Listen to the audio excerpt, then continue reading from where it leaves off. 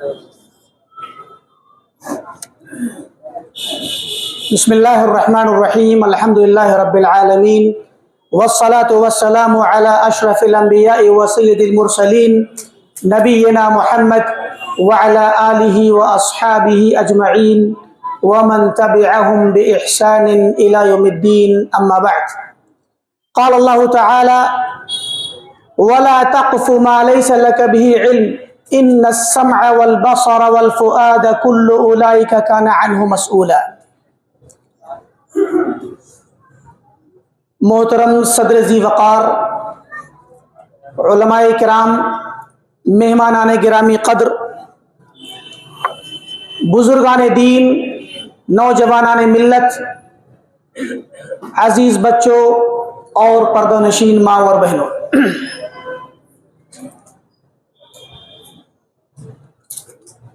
آپ حضرات کے درمیان مجھے جس موضوع پر لب کشائی کرنے کا حکم ہوا ہے وہ ہے نوجوان نسل پر سوشل میڈیا کے اثرات۔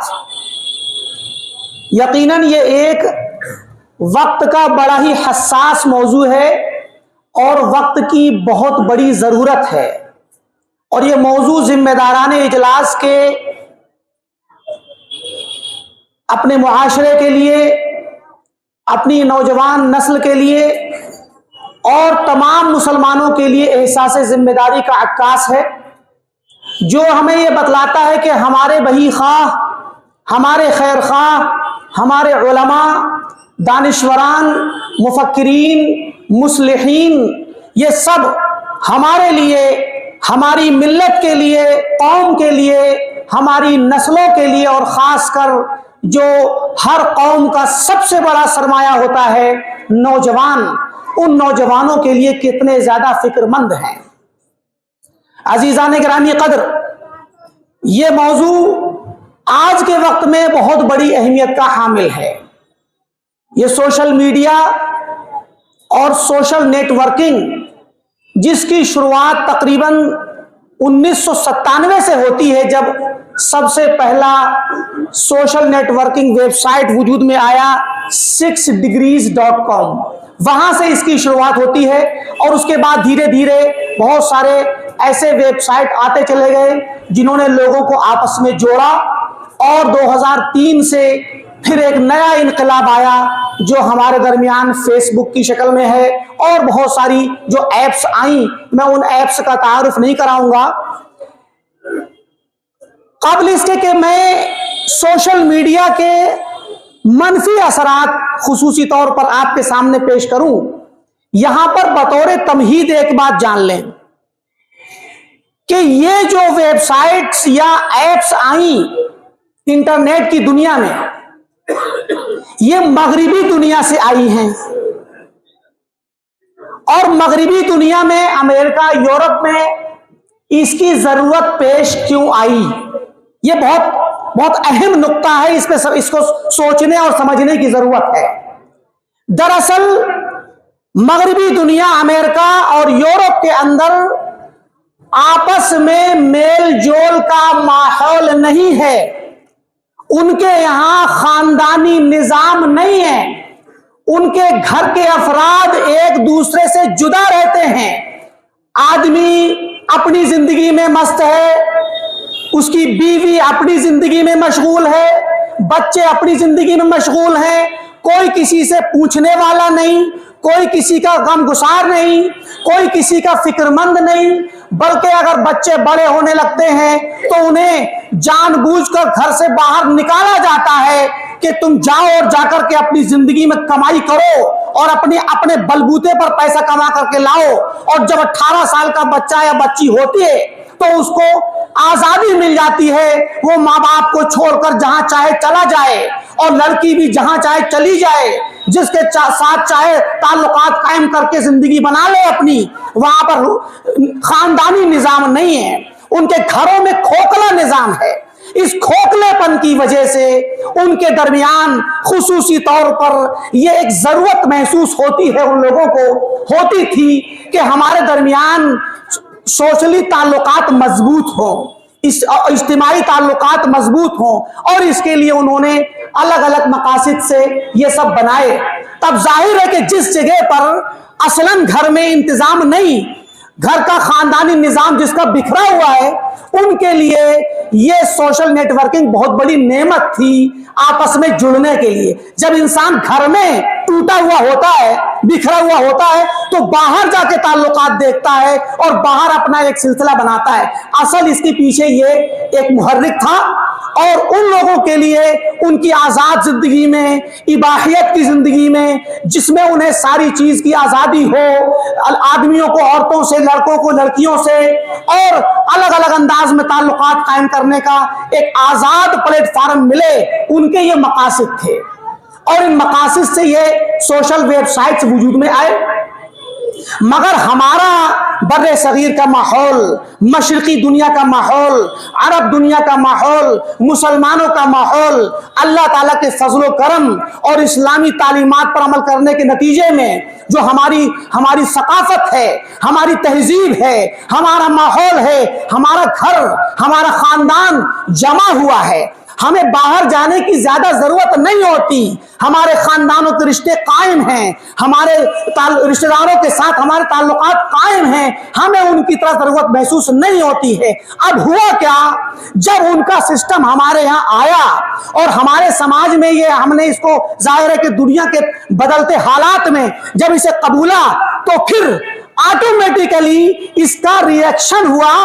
کہ ہم اسی حالت میں پہنچ گئے جس میں وہ پہلے سے تھے۔ آج حالت یہ ہو گئی کہ ایک ہی گھر کے اندر افراد منتشر ہیں، ایک کمرے میں آدمی ہے، دوسرے کمرے میں اس کی بیوی ہے، یا ایک ہی کمرے میں دو لوگ بیٹھے ہیں، دونوں اپنے اپنے موبائل پر ہیں، اور دونوں پتہ نہیں کون کون سے ویب سائٹوں پر مشغول ہیں، اور بچے ہیں تو وہ بچے بھی اپنے طور پر مشغول ہیں۔ گویا ایک گھر، ایک خاندان، ایک تعلقات کا طریقہ، ایک محبت کا جو رشتہ تھا، وہ ایک ہی گھر کے اندر قتل ہو گیا، برباد ہو گیا اور ختم ہو کر کے رہ گیا، اور ایک ہی گھر اور ایک ہی چھت کے اندر، ایک ہی کمرے کے اندر الگ الگ میزوں پر، کرسیوں پر اور صوفوں پر اور زمین پر پڑے ہوئے ہر کوئی اپنے اپنے موبائل میں مشغول ہے، اور مجلس میں ہوتے ہوئے بھی لوگ تنہائی کی زندگی بسر کر دیے گئے۔ تو یہ گویا ہم نے اپنے آپ کو باہر کی دنیا میں مشغول تو کیا، لیکن اپنی دنیا سے جس میں ہم جیتے تھے اس سے دور ہو گئے۔ بہرکیف یہ جو سوشل نیٹ ورکنگ ہے، اس کے بہت سارے اثرات ہیں، بہت سارے نقصانات ہیں، اور بلا شبہ ہر چیز کے کچھ فائدے بھی ہوتے ہیں، ہر چیز کے اپنے ایک کچھ مثبت پہلو ہوتے ہیں۔ اس سوشل نیٹ ورکنگ کے، سوشل میڈیا کے بہت سارے مثبت پہلو بھی ہیں، جس میں ظاہر ہے کہ انسان بہت سارے لوگوں سے جڑ گیا، بہت سارے نئے نئے تعلقات بنے، بہت سارے گروپ بن گئے، اور بہت سارے خیر کے کام بھی ممکن ہیں، بہت ساری خبریں پہنچانا، بہت سارے ایک اجتماعی شکل کے کاموں کو انجام دینا بڑا آسان ہے، اور سماج کی مشکلات کو دور کرنے کے لیے ڈسکس کرنا، سماج میں کسی خاص مصیبت پر آپس میں چندہ کرنا، یا کسی خاص مسئلے پر تبادلہ خیال کرنا، اور اس طریقے سے بہت سارے آپ اس کے فوائد گن سکتے ہیں۔ لیکن حقیقت یہ ہے کہ اس کے فوائد کے ساتھ ساتھ اس کے نقصانات بہت زیادہ ہیں۔ ہماری آج کی نئی نسل کا نوجوان آج اپنی زندگی کا ایک بہت بڑا حصہ اس سوشل نیٹ ورکنگ میں ضائع کرتا ہے، اپنی عمر کو ضائع کرتا ہے، گھنٹے گزار دیتا ہے سوشل ویب سائٹس پر، اور اسے پتہ بھی نہیں چلتا، پوری رات گزر جاتی ہے، دن کے اوقات گزرتے ہیں، اللہ تعالیٰ کی عبادت سے غفلت ہو جاتی ہے، قرآن و سنت کے طریقے پہ چلنا، قرآن کی تلاوت کرنا، علم سیکھنا یا صلوات کی ادائیگی سے غفلت ہوتی ہے، اور عمر کا ایک بہت بڑا حصہ ضائع ہو جاتا ہے۔ یقیناً جان لیجئے کہ یہ عمر ایک امانت ہے، یہ زندگی ایک امانت ہے۔ اللہ رب العالمین اس زندگی کے بارے میں سوال کرے گا۔ قیامت کے دن ابن آدم کے پیر اس وقت تک نہیں ہل سکتے جب تک کہ اس سے 4 چیزوں کا سوال نہ ہو، اور ان میں سے ایک سوال ہے وعن عمرہ فیما افناہ، کہ اس نے اپنی عمر کو کس چیز میں فنا کر دیا، کس چیز میں ضائع کر دیا۔ یہ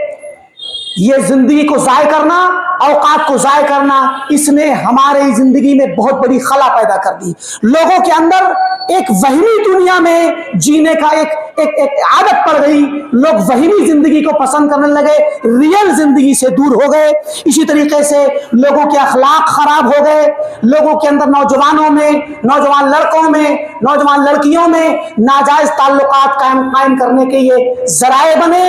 اور ان سوشل ویب سائٹس کے ذریعے زناکاری، فحش کاری، عریانیت اور بے پردگی اور اسی طریقے سے ناجائز تعلقات کی جو فہرست ہے، تو حدث فلا حرج، اس سلسلے میں آپ ہزاروں واقعات ہیں جن کو آپ پیش کریں، بلکہ اتنے زیادہ اخلاق سوز واقعات ہیں، اتنی زیادہ صورتحال خراب ہے کہ بسا اوقات ایک ہی گھر کے دو کمروں میں بیٹھ کر ایک نوجوان اپنی آئی ڈی چینج کر کے کسی لڑکی سے بات کرتا ہے، اور وہ لڑکی بھی اپنی آئی ڈی چینج کر کے کسی نوجوان لڑکے سے دوستی قائم کرتی ہے، اور بسا اوقات ایسا منظر اور حقیقت سامنے آتی ہے کہ وہ دونوں سگے بھائی بہن نکلتے ہیں، حتیٰ کہ ان لوگوں کے آپس میں دوستانہ تعلقات جس میں وہ اپنی شکلیں نہیں دکھاتے، اپنے اصلی نام نہیں بتاتے، اس کے نتیجے میں کبھی کبھار ان کے جب آپس میں ڈیٹنگ کے طریقے پر جب ان کا معاہدہ ہوتا ہے اور جب وقت طے ہوتا ہے اور جب اپائنٹمنٹ پر جاتے ہیں، تو کبھی کبھار پتہ چلتا ہے کہ بھائی اپنی بہن سے ملنے کے لیے گیا ہے۔ اس سے بھی بڑے بڑے واقعات کبھی کبھار پیش آئے ہیں کہ کبھی بعض اوقات کوئی باپ ہے جو اپنی بیٹی سے ملنے گیا ہے۔ تو یہ اس سوشل نیٹ ورکنگ کے بڑے ہی خوفناک اثرات ہیں۔ اس سلسلے میں تو بہت ساری چیزیں ہیں، ساری چیزوں کو پیش کرنا یہاں پر ممکن بھی نہیں ہے، لیکن اس میں کیا ہے، ایک اور چیز یہ ہے کہ اس سوشل نیٹ ورکنگ سے ہمارے اخلاقیات میں، ہماری عادتوں میں ایک خرابی یہ آئی ہے کہ لوگوں نے خبروں کو سننا، خبروں کو پڑھنا، کوئی پوسٹ آئی بلا تحقیق، بغیر سوچے سمجھے اس کو آگے بڑھا دینا۔ کفا بالمرء کذبا ان یحدث بکل ما سمع، حدیث میں آتا ہے کہ آدمی کے جھوٹا ہونے کے لیے کافی ہے کہ وہ ہر سنی سنائی بات کو آگے بیان کر دے۔ ہمارے پاس واٹس ایپ پر، دیگر گروپوں پر کوئی بات آتی ہے، بسا اوقات لوگ کہتے ہیں حدیث بیان کریں گے، اور کہ حدیث یہ صحیح بخاری کی، صحیح مسلم کی روایت ہے، جبکہ وہ کسی بھی کتاب کے اندر موجود نہیں ہے۔ جھوٹ پھیلایا جاتا ہے اور ہمارے نوجوان اس کو سچ سمجھ کر کے آگے پھیلا دیتے ہیں۔ یہ خرابیاں، ان کے علاوہ یہ تو ہو گئی اخلاقی خرابیاں، ان کے علاوہ کچھ خرابیاں ایسی ہیں جن کا تعلق دین سے ہے، دینی خرابیاں ہیں۔ یعنی ایک طرف ہمارا نوجوان دین سے دور ہے، نمازوں سے دور ہے، اخلاقیات سے دور ہے، تہذیب سے دور ہے، اور اخلاق کے برخلاف فحاشی میں، بدکاری میں، زناکاری میں اور اختلاط مرد و زن میں مبتلا ہے۔ وہیں دین کے نام پر بہت ساری خرابیاں، دین کے نام پر پھیلائی جانے والی افکار، دین کے نام پر ہونے والے محاضرات اور پروگرام، بغیر کسی تمیز کے، بغیر کسی چھان بین کے، جس کی بھی تقریر آئی اس کو سننا، جس کا بھی لنک آیا اس کو سن لینا، فارورڈ کر دینا، یہ ہماری عادت کا حصہ بن گیا ہے۔ ہمارے اندر آج کوئی بھی تمیز نہیں رہی کہ ہمارے نوجوان اس بات پر قطعاً ایک دقیقہ، ایک سیکنڈ کے لیے بھی یہ تأمل نہیں کرتے کہ یہ جو تقریر آئی ہے، یہ جو لنک آیا ہے کس کا ہے، یہ عالم کون ہے، یہ شخص کون ہے، اس کا منہج کیا ہے، اس کا طریقہ کیا ہے، یہ کیا کہنا چاہتا ہے، کس مکتب فکر سے متعلق ہے، اور اس کے مقاصد کیا ہیں۔ اس سے زیادہ بہت سارے وہ لوگ جو اسلامی دنیا میں اور تعلیم اور تعلم کی دنیا میں، خاص کر جو لوگ دین کی دنیا میں، تبلیغ اور دعوت کی دنیا میں اجنبی ہیں، جو دین اور علم سے دور ہیں، جن کا کوئی تعلق نہیں دین سے، نہ انہوں نے علم سیکھا، نہ کسی مدرسے میں تعلیم لی، اور وہ آج سوشل میڈیا کے طریقے سے، اس کے ذریعے سے اپنے گھر میں بیٹھتے ہیں، اپنے کمرے میں بیٹھتے ہیں، اپنے آفس میں بیٹھتے ہیں، اور وہاں سے کچھ اپنی طریقے سے، اپنے مقصد سے وہ کچھ کلپ بناتے ہیں اور وائرل کر دیتے ہیں، اور اس کے نتیجے میں ہمارا نوجوان بسا اوقات ان سے متاثر نظر آتا ہے اور اس کو آگے پھیلاتا ہے. اس کے نتیجے میں لا منہجیت، لا قانونیت، لا مذہبیت بلکہ بد مذہبیت پھیلتی ہے. ہمارے نوجوانوں کے درمیان ایسے ایسے لوگ بڑے ہی معظم اور محترم قرار پاتے ہیں جن کا دین سے کوئی تعلق نہیں. تو آج اس سوشل میڈیا نے ہمارے نوجوانوں کو عجیب سی کشمکش میں ڈال دیا ہے، عجیب سی کشمکش میں ڈال دیا ہے. اسی سوشل میڈیا کے غلط استعمال سے اور ایک بے دھڑک استعمال سے ہمارا نوجوان آج نہ صرف یہ کہ علم کے لینے کے سلسلے میں، تعلیم لینے کے سلسلے میں بے-رغبتی کا شکار ہے، بلکہ ہمارا نوجوان جذباتیت میں آنے کی بنا پر، جذبات کے دھارے میں بہتے ہوئے بہت سارے ایسے لوگوں کا لقمہ بن رہا ہے جو لوگ اسے دین سے بھٹکا رہے ہیں، جو لوگ اسے دین کے نام پر تکفیر کے فتنے میں لے جاتے ہیں، جو لوگ اسے دین کے نام پر دہشت گردی کے فتنے میں لے جاتے ہیں، جو لوگ اسے دین کے نام پر جہاد کے نام پر لے جاتے ہیں. اور ایسی تنظیمیں جو داعش، آئی ایس جیسی تنظیمیں اسی ہندوستان کے اندر ایسے نوجوان پائے گئے ہیں جو نوجوان جن کو ہرے ہرے باغ دکھائے جاتے ہیں، جن کو یہ بتلایا جاتا ہے کہ عنقریب تم اس ہندوستان پر راج کرو گے، تمہیں اس دنیا پر راج کرنا ہے، تم کو اس دنیا ہندوستان کا فلاں عہدہ ملے گا، تم کو اس ہندوستان کا پردھان منتری بنایا جائے گا. یہ وہ باتیں ہیں جو نوجوانوں نے ہم سے خود کہی ہیں. ہمارے نوجوانوں نے خود کہا ہے کہ ہمیں یہ وعدے دیے گئے کہ آپ کو اس پورے علاقے کا ذمہ دار بنایا گیا ہے. کسی کو یہ وعدہ کیا گیا کہ تمہیں پورے ہندوستان کا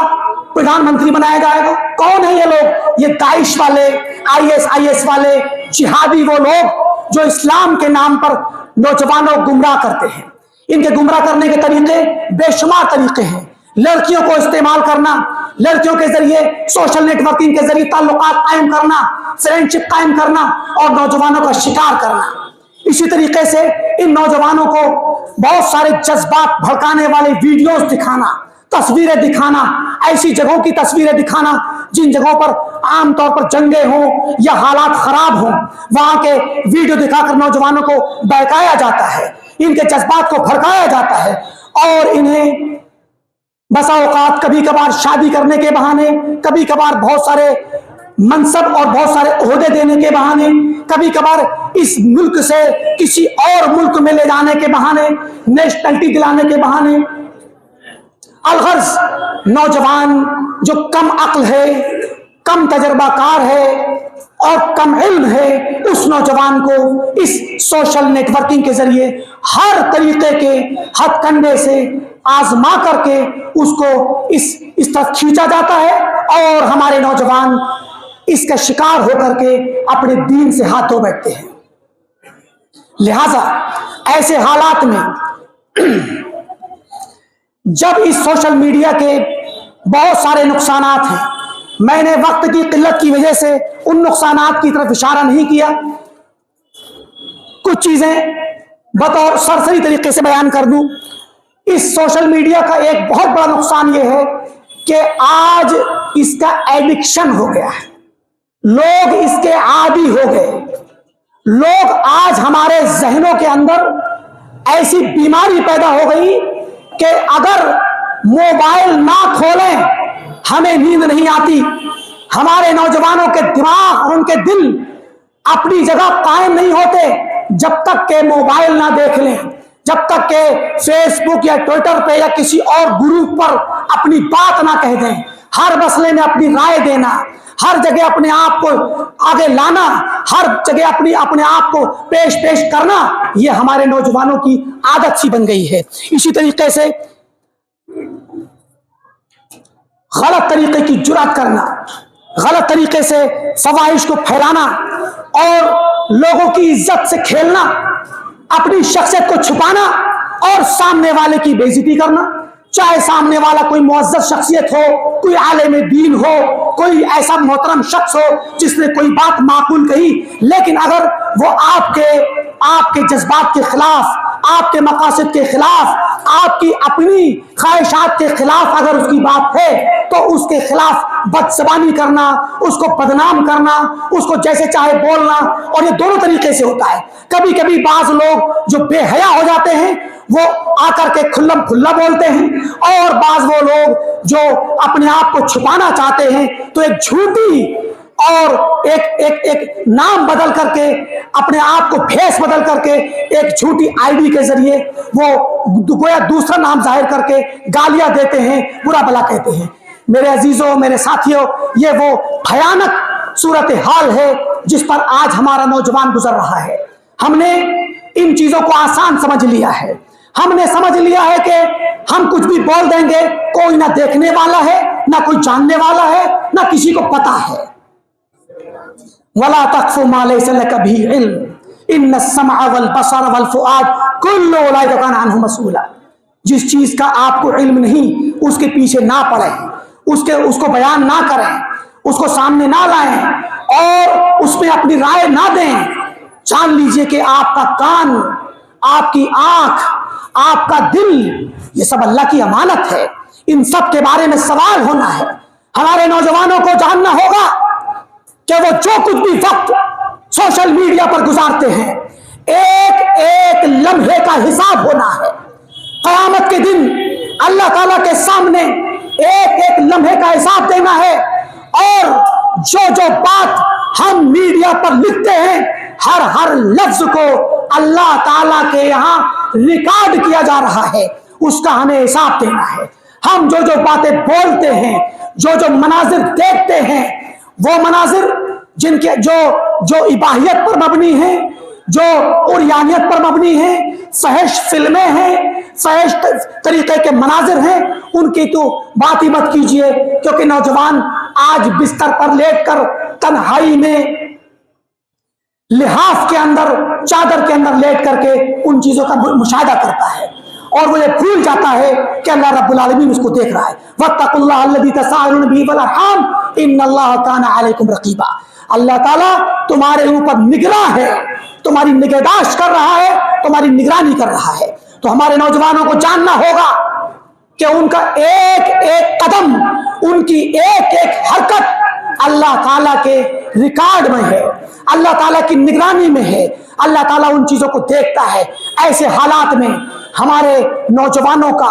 ہمارے دانشوران کا اور ہماری قوم کے ذمہ داران کا فریضہ ہے کہ وہ ہماری نئی نسل کی تربیت کرنے کے لیے سوچیں۔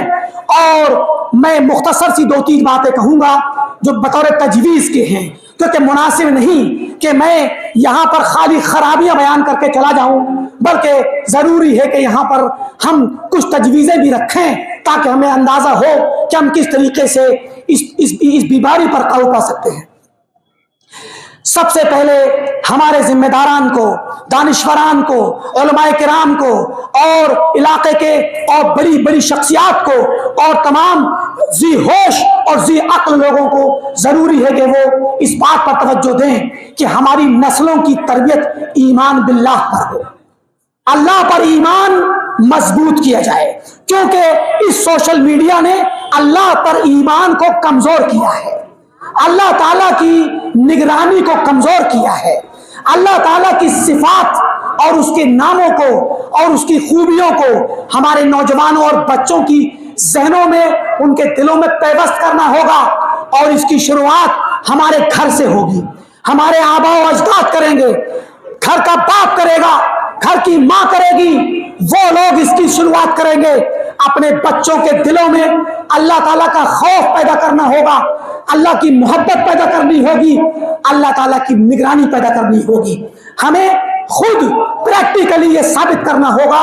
اپنے بچوں کو بتلانا ہوگا کہ ہم جو کچھ بھی کر رہے ہیں اس کو اللہ تعالیٰ جانتا ہے، اللہ تعالیٰ دیکھتا ہے، اللہ تعالیٰ اس کا حساب لے گا۔ ان چیزوں کی تربیت ہمیں اپنے بچوں کی پریکٹیکلی کرنی ہوگی، تاکہ ہمارا نوجوان جب بڑا ہو اور نوجوانی میں قدم رکھے تو اس کو پتا ہو کہ میں تنہا نہیں ہوں، میں اکیلا نہیں ہوں، میں کہیں بھی ہوں، مجھے اللہ تعالیٰ دیکھتا ہے، اللہ میرے ساتھ ہے، اللہ میری ہر حرکت پر واقف ہے۔ اس کے بعد ہمیں اپنے نوجوانوں کی تربیت کے لیے अपने नौजवानों को, अपने बच्चों को दर्स के जरिए अपने घरों में भी दर्स का इंतजाम करना होगा। माँ बाप का फर्ज है कि वो अपने बच्चों को लेकर बैठें और कम से कम कुरान को पढ़ें, कुरान का तर्जमा पढ़ें, ताकि बच्चों के दिलों में कुरान के अल्फाज आए, अल्लाह का जिक्र आए, और जब वो बड़े होने लगे तो अपने बच्चों को मस्जिद के दुरूस से, उलमा किराम के दुरूस से जोड़ना होगा, उलमा किराम से जोड़ना होगा, ताकि वो हमारे नौजवान जब उलमा किराम से जुड़े तो उनसे रहनुमाई लें, अच्छी सोहबत इख्तियार करें, सोहबत सालेह इख्तियार करें, ताकि अच्छी सोहबत के नतीजे में उनकी अच्छी आदतें परवान चढ़ें, वो बुरी सोहबतों से बचें और बुरे हालात से बचें। हमें अपने बच्चों को मोबाइल देने के सिलसिले में सोचना होगा, गौर करना होगा, और बेधड़क जो मोबाइल का इस्तेमाल हमारे बच्चे करते हैं उस पर हमें रोक लगानी होगी। उम्र के साथ साथ बच्चों को इस निजाम का पाबंद बनाना होगा कि एक उम्र के बाद आपको मोबाइल देखना है, उसमें भी टाइम के साथ। और नौजवानों को आप अच्छे ग्रुपों से जोड़ें, अच्छी सोबतों से जोड़ें, ऐसे ग्रुपों से जोड़ें जो नेक लोगों का हो, उलमाए किराम का हो, ऐसे नौजवानों का हो जो खिदमत खल्क करते हो, ताकि खिदमत खल्क करने वाले, अच्छे काम करने वालों के साथ हमारे नौजवान जुड़ें तो मुस्बत काम करें, मुआशरे की खराबियों पर नजर रखें तो फिर उनके हल के लिए आगे बढ़कर कोशिश करें। और इन तमाम कोशिशों के साथ साथ माँ बाप का एक फर्ज है, माँ बाप का एक फर्ज है। माँ बाप जब लोग शादी करते हैं तो वो अपने लिए अल्लाह से दुआ करते हैं औलाद की, लेकिन जब औलाद हो जाती है तो अल्लाह ताला को भूल जाते हैं और उसके बाद उनकी परवरिश करने में इतना मशगूल हो जाते हैं कि उनकी हर ख्वाहिश को पूरा करने में बेधड़क खर्च करते हैं। जो चीज बाप बेटा मांगे, बच्चा मांगे, उसको फौरन फराहम करते हैं। हमें यहाँ पर ठहरना होगा, बच्चों की हर ख्वाहिश को पूरा करने के लिए आपको रुकना होगा। इमाम इब्न क़य्यिम फरमाते हैं कि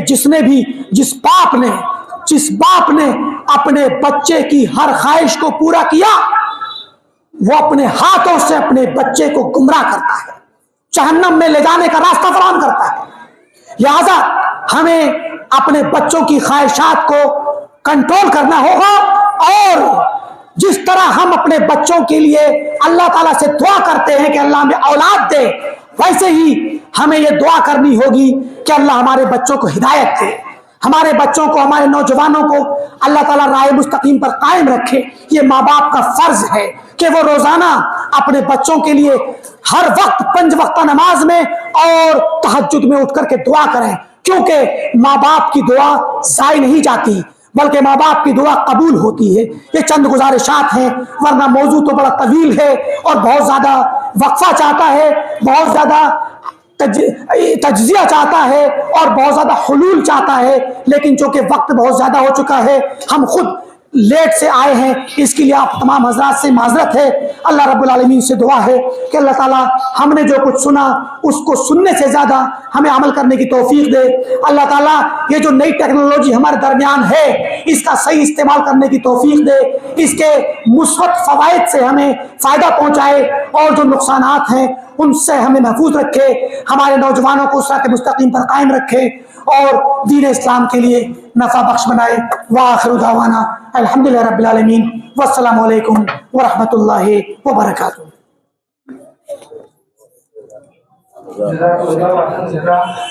ये